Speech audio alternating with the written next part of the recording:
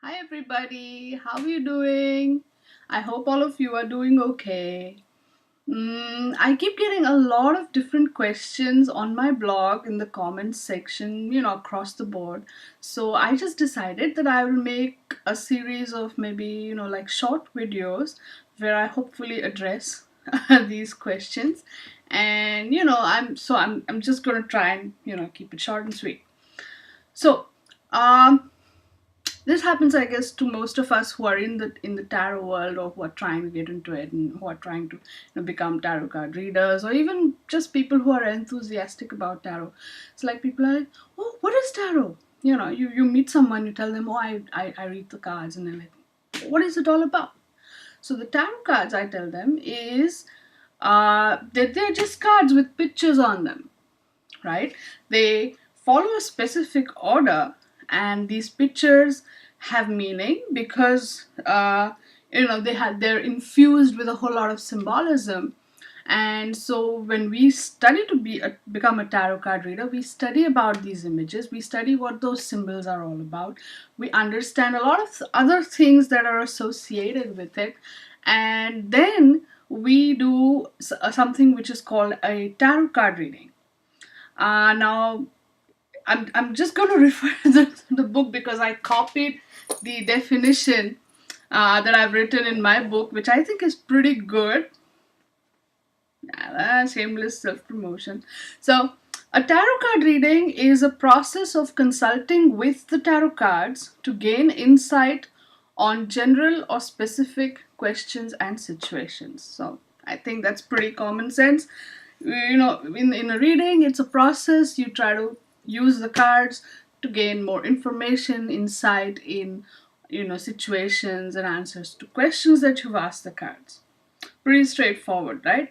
So what happens is, in a reading, the reader will arrange the cards in a particular way. That it's called a spread. That layout in which the cards are arranged is called a spread. Now there are all kinds of spreads out there.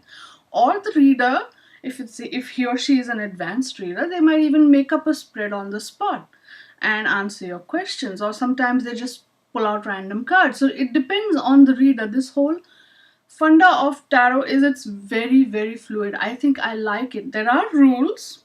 I'm not saying that there are no rules. There are rules, but those rules lend them to lend the whole thing to a lot of flexibility.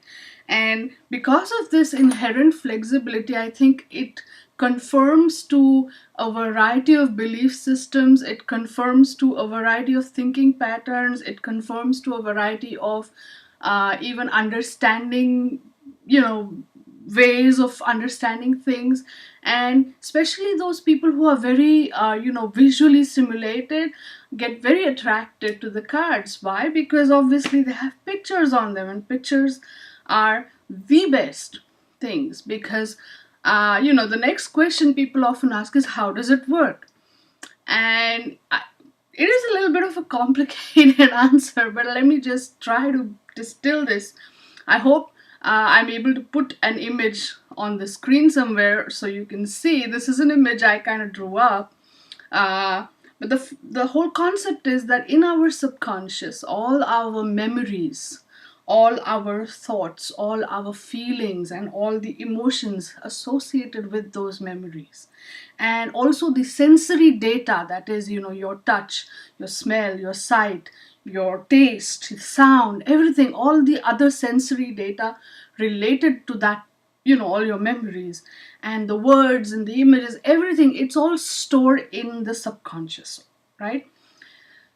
In there is this whole mixture of every little thing. It's fully packed with all this information. And but see, there's the thing: the subconscious doesn't know how to talk to us except using these memories, this sensory data, these words, these images, and it communicates with us using the material that it has. On the cards, there are pictures, right? So when we look at the cards during a reading, those pictures strike something. Plus, whatever we have learned during the process of our study of the cards, right? So we know what the image means, or we know what a particular symbol means, we know how to interpret it. And then this information from the subconscious, which is coming to us during that reading, because we are in that very focused space while doing that reading.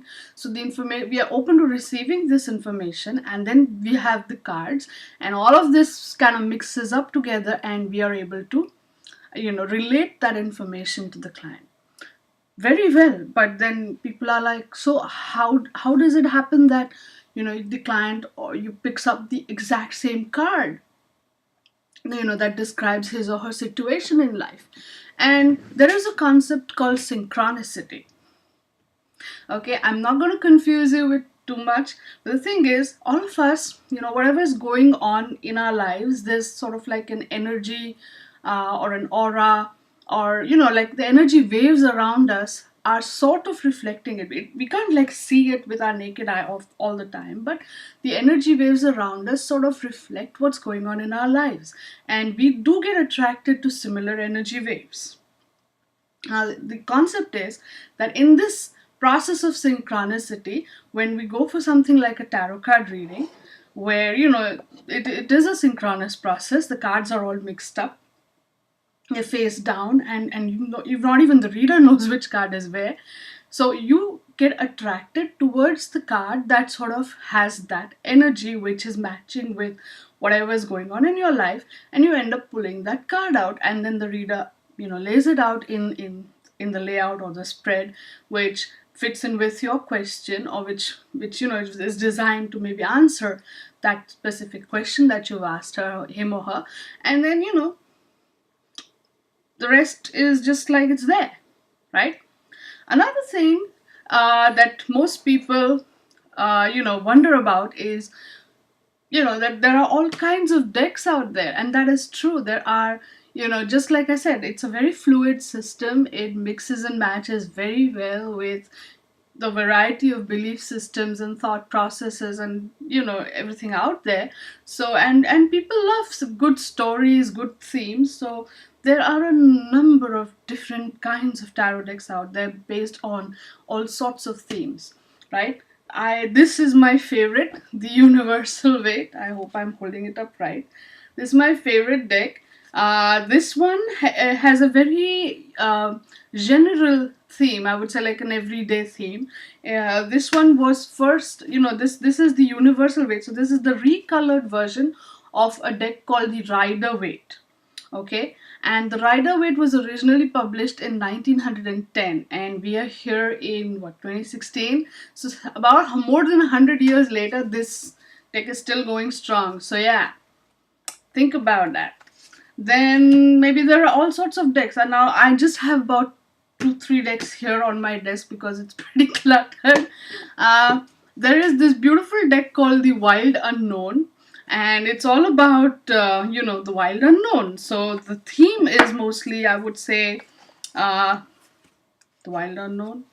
Okay, it's like animals, and oh, like, I hope you can see, it's like all the cards. This is, we have the animals there, and we have the forests and stuff, and all sorts of interesting. Oh, I like this card.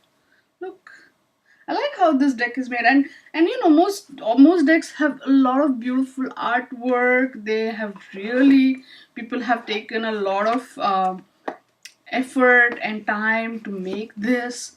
This is also, here's one more. This one is called the Victorian Romantic Tarot, and this is also one of my favorites.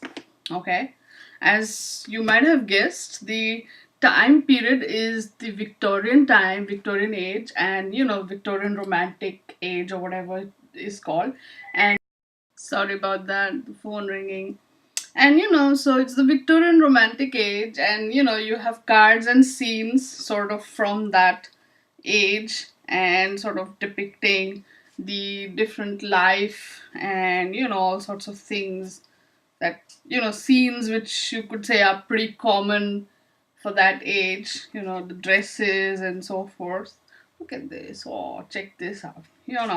So Yeah, I mean this is a very interesting deck. Oh, this is an interesting, right? So the point is the theme sort of decides the way the artwork is drawn. The theme of the deck decides basically the whole, the ethos or the atmosphere or the world of that deck art. And then you have the artwork that kind of fits in with that theme. So you get to know a lot of different cultures. You get to know, at least for me, it has been life. It's like brilliant because there's a lot of mythology or mythology. I don't know. People pronounce it very differently in different places. Mythology. There's a lot of psychology. There's people there are associations with astrology. There's associations with numerology because the cards have numbers on them.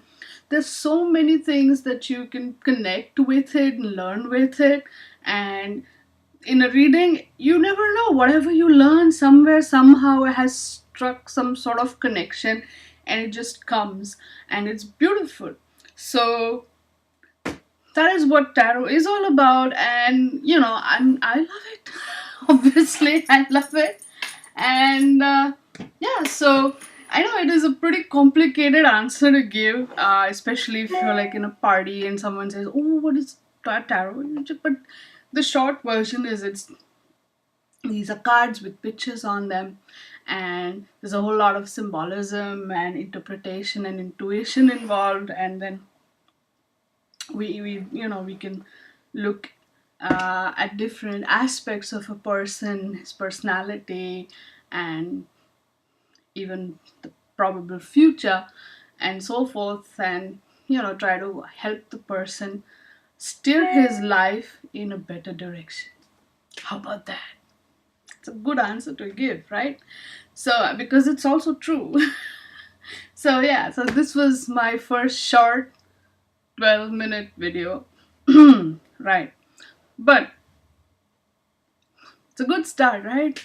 So anyhow, I'll be recording more of these videos, as we go along. So I hope you like these, and I hope please hit the like button, click subscribe, and leave a comment in the comment section below if you want to know anything more, any other FAQs you want me to answer. I'll be glad to do that for you. So bye, see you.